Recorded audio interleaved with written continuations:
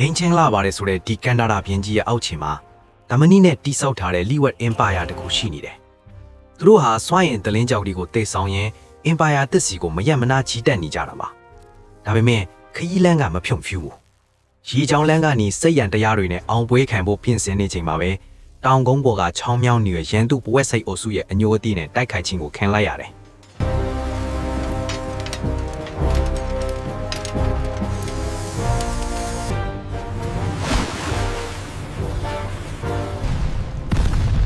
တချိန်တည်းမှာပဲကုန်းကျောင်းကအဖွဲ့ဟာလည်းဒီနယ်မြေရဲ့ကြောက်မဲ့ဖွဲ့ဘီလူကြီးဖြစ်တဲ့ကနန်းကြီးရဲ့ချီမျိုးမုံကိုခံလိုက်ပြန်တယ်။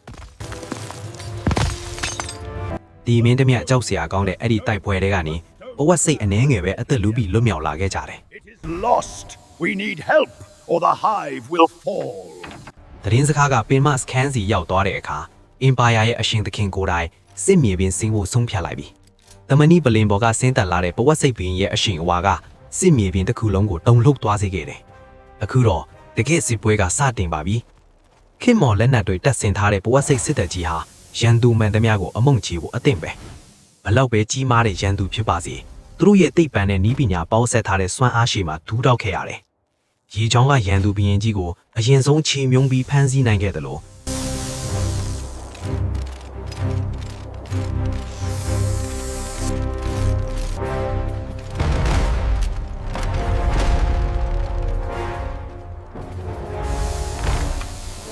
Target the lenses. Fire!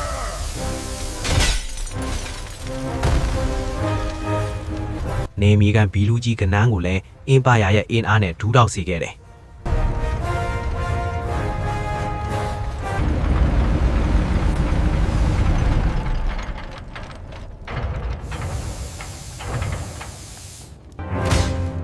နောက်ဆုံးရင်ဆိုင်မှုမှာတော့အရှင်သခင်ရဲ့လက်သုံးတော်လန်ကြီးကရန်သူနှလုံးသားကိုဖောက်ထွင်းသွားခဲ့ပြီ။ရန်သူဘရင်ကြီးနဲ့ဘီလူကြီးကနန်းဟာအခုတော့အင်ပါယာရဲ့အချင်းသားတွေဖြစ်သွားကြပြီ။အောင်ပွဲဟာသူတို့လက်ထဲမှာပဲ။တမနီအင်ပါယာရဲ့အလင်းတန်းကတကဘာလုံးကိုလွှမ်းမိုးသွားခဲ့ပြီ။ဒါဟာဘဝစိတ်ကလေးရဲ့ခက်ဦးပဲ။